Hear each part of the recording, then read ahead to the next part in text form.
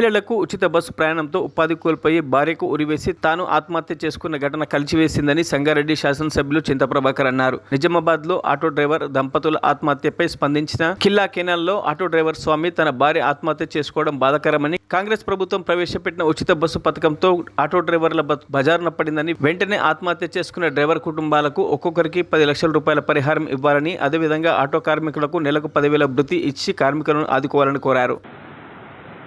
వేసింది. స్వామి దేవలక్ష్మి దంపతులు ఈరోజు మరణమాంగులం పేరిట ఆడియోను రిలీజ్ చేసిండ్రు. ఉదయం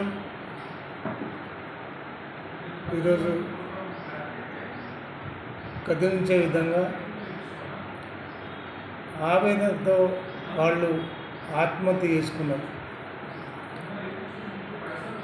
మరి దీనికి అంతటి కారణం రేవంత్ రెడ్డి పెట్టినటువంటి ఉచిత బస్సు ప్రయాణం, తద్వారా ఆటో జీవనం కొనసాగిస్తున్నటువంటి డ్రైవర్లందరూ కూడా రోడ్డెక్కాల్సిన పరిస్థితి కూడా. మరి గత మాసం మేము కూడా అసెంబ్లీ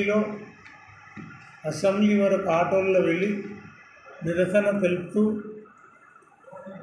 మరి ఇప్పటివరకు చాలామంది చనిపోయారు, వాళ్ళందరినీ ఆదుకోవాలి, వాళ్ళందరికీ 10 లక్షల రూపాయలు చనిపోయిన కుటుంబాలకు ఇవ్వాలి. ప్రతి మాసం 10,000 రూపాయలు ఆటో డ్రైవర్లకు ఇవ్వాలి. వాళ్ళ కుటుంబం గడవడం కష్టమైంది. పిల్లల ఫీజులు కానీ, వాళ్ళ అద్దె ఇంట్లో అద్దె కట్టుకోవటం ఇబ్బంది అయింది.